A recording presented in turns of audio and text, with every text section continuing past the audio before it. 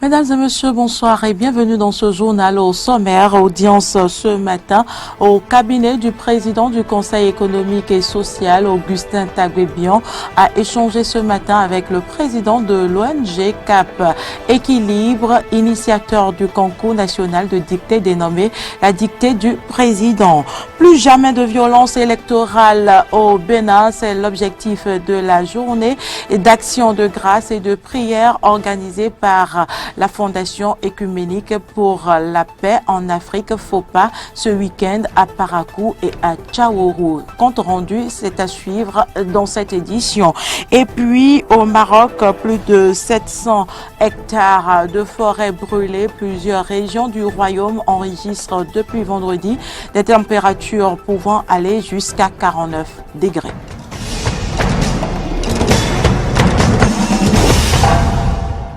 Merci pour l'attention. Je l'annonçais dans les titres. Le président du Conseil économique et social a reçu en audience ce matin le président de l'ONG CAP Équilibre, ou l'ONG organisatrice du concours national de dictée dénommé la dictée du président. Fadel Kabassi est allé rendre compte au président Augustin Bian du CES du déroulement de la finale de la deuxième édition du dit concours tenu ce samedi. Suivez ici un extrait des propos de Fadel Kabassi à sa sortie d'audience.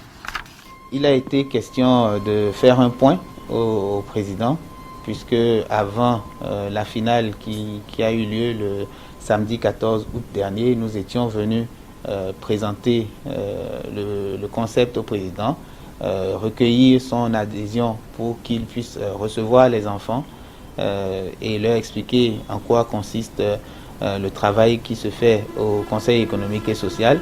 Le président les a reçus, il les a encouragés, puisque c'était avant la finale. Il est de bon ton qu'après cette finale-là, que nous revenions faire un compte-rendu au président sur ce qui s'est passé, comment ça s'est passé et quels ont été les résultats de cette grande finale. Et c'est de ça qu'il a été question. Le président nous a écoutés. Il était très heureux, encore plus heureux que la première fois que nous sommes venus le voir. Il nous a félicités, il nous a encouragés et il a insisté sur le fait que c'est quelque chose qui ne doit jamais, nous devons jamais arrêter. Je voudrais remercier le président du Conseil économique et social pour son ouverture d'esprit, ses encouragements, ses conseils. Et il n'a pas manqué de nous dire que nous avons son soutien indéfectible. Donc je vous tiens vraiment à le remercier pour ça. Il nous a parlé en père et en grand-père de ces petits-enfants-là qu'il a reçus et qui l'ont émerveillé. Et puis, le président du Conseil économique et social a également reçu en audience ce matin une délégation de l'ONG Force Royale pour la réconciliation en Afrique, FORA. La délégation est allée présenter la structure au président du CES. Il ressort de leur présentation que l'ONG travaille pour l'édification de la paix et une réconciliation des peuples. La délégation a émis le vœu de bénéficier du soutien et de l'accompagnement de l'institution. Suivez plutôt. Nous avons eu à statuer sur le fonctionnement de la FORA. Et quand on dit fonctionnement, nous nous basons beaucoup plus sur la paix et la réconciliation.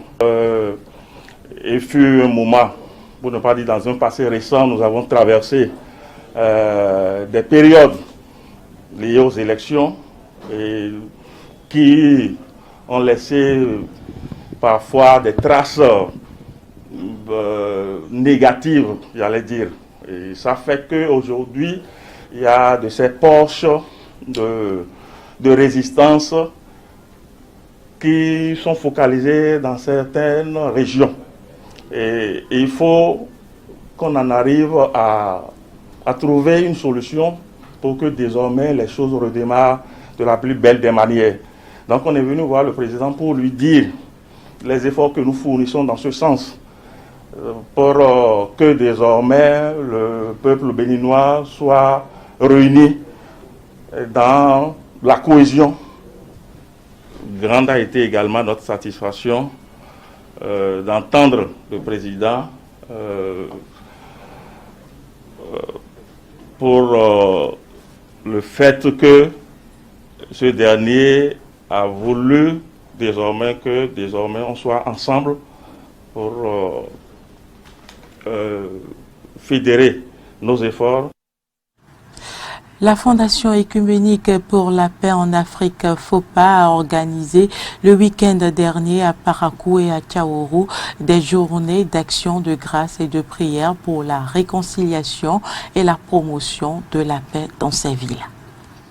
La réconciliation à travers un dialogue franc en vue d'un pardon mutuel a réuni jeunes, chefs religieux, têtes couronnées, autorités politico-administratives et les membres de la Fondation œcuménique pour la paix en Afrique, FOPA, à Parakou. Une journée de prière et d'action de grâce qui fait suite aux violences qui ont émaillé les dernières joutes électorales au Bénin.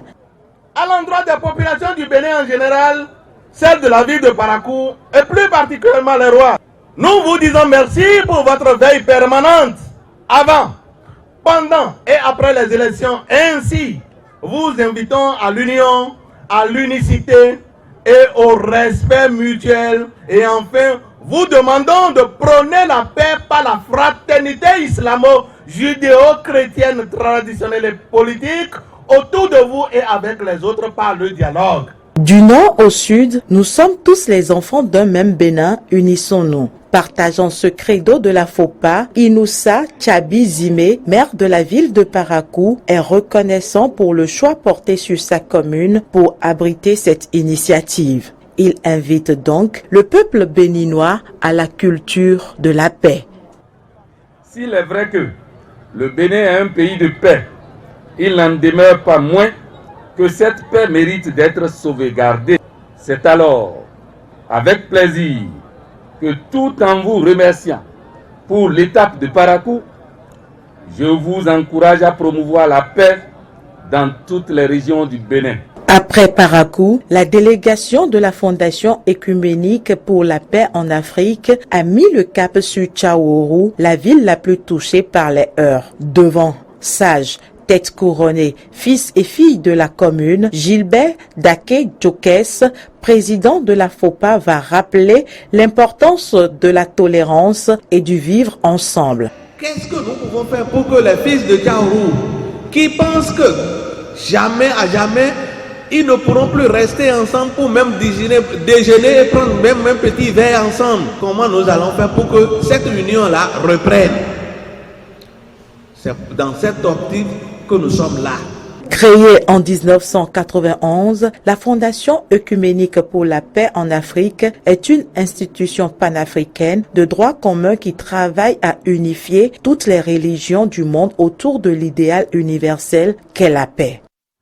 À la date d'aujourd'hui, le Bénin a enregistré plus de 10 000 cas confirmés du coronavirus, une augmentation du taux de contamination qui inquiète le gouvernement. Le ministre de la Santé était l'invité du journal de 20h d'hier sur la télévision nationale. Après un résumé de la situation, Benjamin Ronkwati a appelé les citoyens à aller se faire vacciner. On l'écoute.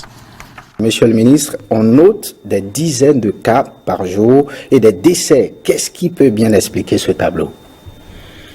Monsieur Abdoulaye, la situation effectivement est assez préoccupante et comme vous avez pu le constater, malgré les vacances gouvernementales, aussi bien le chef de l'État que l'ensemble du gouvernement reste très attentif à l'évolution de la situation dans notre pays et également dans la sous-région. Nous avons constaté depuis quelques semaines qu'il y a commencé à avoir une augmentation du nombre de cas, d'une centaine de cas par semaine. Il y a à peine 2 mois, nous sommes passés là actuellement à plus d'1 millier de cas.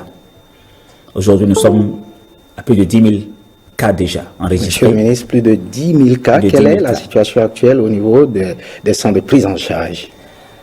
Au niveau des centres de prise en charge, j'étais à Alada hier et cette journée, la situation est assez tendue parce que le nombre de cas graves augmente d'heure en heure. Des sujets jeunes, a priori sans antécédent, mais dans la quasi-totalité des cas non vaccinés. Sur le terrain, on remarque que au niveau de nos centres de prise en charge, ce sont ces cas qui ne sont pas vaccinés, qui sont de plus en plus nombreux et qui décèdent. Absolument, c'est le constat effectif. La quasi-totalité des cas graves que nous enregistrons sur les sites de prise en charge sont des sujets non vaccinés. J'ai pu échanger avec ceux qui pouvaient échanger avec moi et qui étaient dans un état un peu plus amélioré et qui ont regretté amèrement de n'avoir pas pu poser ce geste-là de la vaccination. Parce qu'ils se sont rendus compte que c'est ce qui les a entraînés là. Malgré les sensibilisations, les nombreuses sensibilisations, les Béninois, il y en a qui sont toujours sceptiques. C'est à la limite une aberration. Vous savez, nous avons vacciné tous nos enfants, tous, autant que nous avons vacciné nos enfants, avec plusieurs antigènes à répéter selon des calendriers. Nous nous sommes vaccinés nous-mêmes, avec plusieurs antigènes. Quand nous voulons voyager, la fièvre jaune, la méningite et autres, nous le faisons. Et brutalement, avec l'éclosion des réseaux sociaux, nous assistons à une infodémie. Chacun se lève pour créer son information. Tout le monde devient intellectuel, scientifique, et crée sa propre information. Dénature totalement ce qui se passe. Et de fait, devient coupable de meurtre. Parce que cette infodémie qui est créée, c'est ça qui entraîne ceux qui sont à l'ADA. C'est ça qui les a entraînés là. Pour convaincre davantage les sceptiques, il y a eu une information sur les réseaux sociaux, une dame qui serait fait vacciner, elle a pris ces 2 doses et qui en est morte par la suite. Vous savez, M. Abdoulaye, la semaine passée, j'ai reçu une information d'un collègue ministre qui m'a dit un monsieur est décédé, vacciné, à l'ADA. Nous avons pris le nom, nous avons constitué la base des vaccinés. Il n'était pas vacciné. Heureusement, son épouse a démenti pour dire qu'il n'était pas vacciné. Et c'est ça le drame. Les vaccinosceptiques créent chaque jour, utilisent chaque élément pour empoisonner l'atmosphère, pour faire résister de plus en plus ceux qui ont tendance à vouloir se faire vacciner. Et c'est triste, c'est malheureux, parce que ça entraîne des décès. Le prix à payer, c'est la mort lorsqu'ils ne sont pas vaccinés. Tous ceux qui sont vaccinés, même s'ils arrivent à faire la maladie à un moment donné, ils ne font pas de forme grave. Monsieur le ministre, vous êtes fait vacciner, vous avez actuellement votre téléphone sur le plateau. Il y en a qui pensent que quand on se fait vacciner, son téléphone se colle au bras. Monsieur Abdoulaye, on va faire l'essai. Mais voici mon téléphone. Je me suis vacciné ici, ça a été vu devant les écrans. Est-ce que ça s'est collé? Est-ce que c'est magnétisé? Il y a tellement d'éléments erronés, d'éléments qui sont divulgués, excusez-moi du peu, pour une visée de nuisance à la limite. Parce qu'on peut comprendre qu'on puisse, en ayant conscience qu'en partageant cette information, on amène ses compatriotes à ne pas se vacciner et à courir tout droit vers la mort, qu'on puisse continuer cette œuvre-là. Y compris parfois au niveau des agents de santé. C'est là le drame. Nous avons un tiers des agents de santé qui se sont fait vacciner. Aujourd'hui, nous avons des agents de santé qui sont à l'ADA, en détresse respiratoire, au lieu d'être au chevet des malades.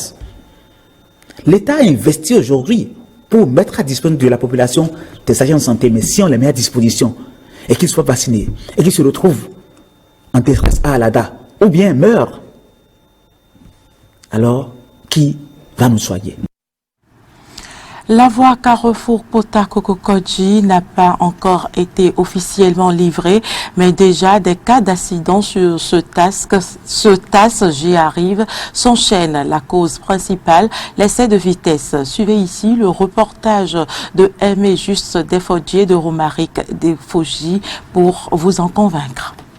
Damas Kakbo, enseignant de carrière comme de coutume, rentrait chez lui après le boulot aux environs de 18 heures quand un taxi-moto roulant à vive allure est entré en collision avec lui au niveau du carrefour à Itchédji.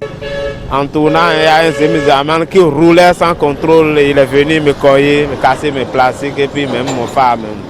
Un cas d'accident parmi la pléthore enregistré au quotidien sur ce tronçon Kalavik-Pota-Kokokodji qui bénéficie encore des travaux de finition. Triste réalité qui a pour origine l'excès de vitesse pratiqué par les usagers. Il y a tellement d'excès de vitesse tous les jours et toutes les heures. Et il y a ça crée même des accidents. Et il y a des morts. Et dans la soirée où il y a de l'embouteillage, où les gens devaient normalement conduire avec l'intelligence, et aller avec la bonne vitesse certains filent parce qu'ils sont très pressés pour rentrer chez eux à domicile. Confrontés aux conséquences de l'excès de vitesse, les riverains de ce tronçon, Kalavi Kota Kokokodji, invitent à une prise de conscience. C'est vrai, les routes sont bonnes, il faut circuler sans souci, mais il faudra qu'on maîtrise la vitesse. Lorsqu'il y a excès de vitesse, ça nous conduit toujours à des accidents. Il faut que la population aussi prenne conscience et de rouler doucement. Excès de vitesse n'est pas une bonne éducation. Il s'agit de rouler doucement, il faut qu'ils roulent dans les normes. La prudence est mère de sûreté et rien ne vaut la vie humaine. Les automobilistes et motocyclistes doivent donc respecter le code de la route en évitant l'excès de vitesse qui reste une infraction punie par la loi en République du Bénin.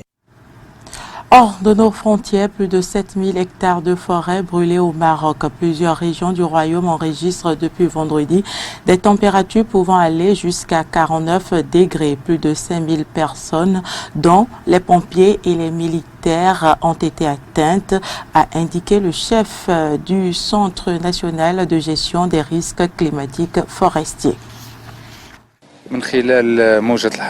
À cause de la vague de chaleur que connaît notre pays, un feu s'est déclaré dans la forêt du Mont Sougna. Et dès que nous avons été alertés des incendies, toutes les autorités compétentes se sont déplacées pour éteindre le feu en utilisant tous les moyens humains et logistiques pour faire face au feu.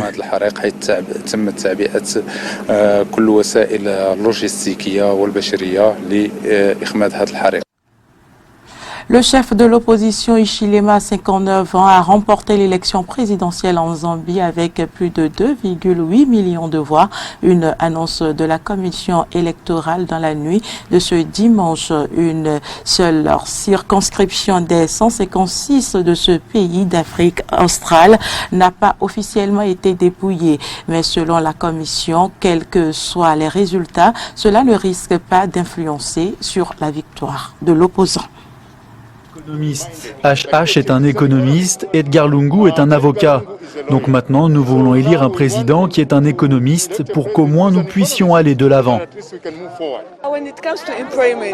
Quand il s'agit d'emploi, il n'y a pas d'emploi. Nous sommes impatients de choisir un nouveau dirigeant pour qu'il puisse créer des emplois pour nous. Oui, des opportunités d'emploi pour qu'il y ait des opportunités d'emploi.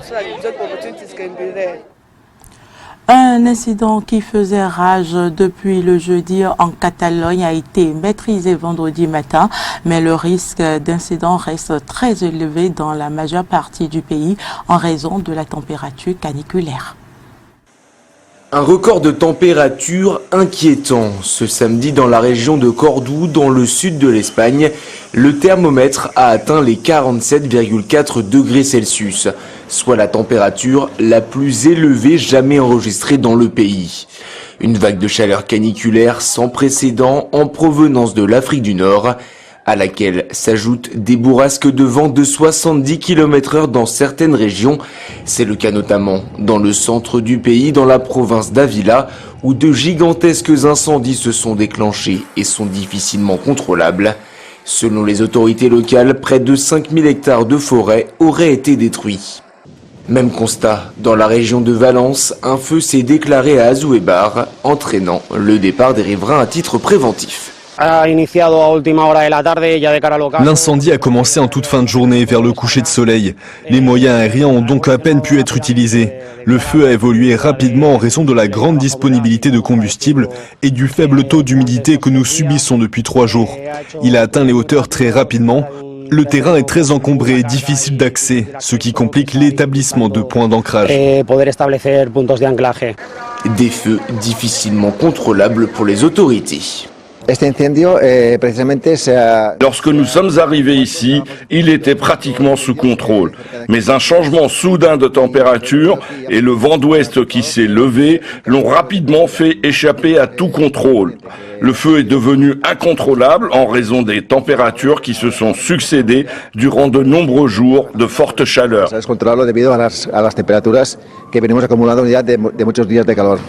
Une vague de chaleur qui s'est prolongée ce dimanche sur une partie du territoire espagnol. où les températures dépassaient encore les 45 degrés. 11 des 17 régions du pays ont été placées en alerte très élevée ou maximale en raison de la canicule. Une situation critique désormais coutumière en Espagne. Depuis 2011, le pays a connu 2 fois plus de vagues de chaleur que pendant les 3 décennies précédentes. Ce sera tout pour cette édition. Merci de l'avoir suivi. Bonsoir chez vous.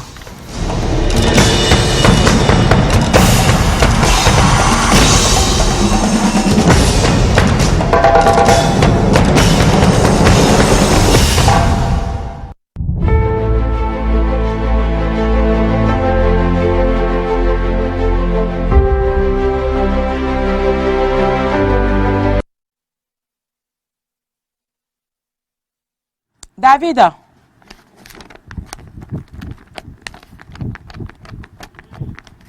Ah oui, monsieur, sur les 2 éléments CES, faut pas, oui, par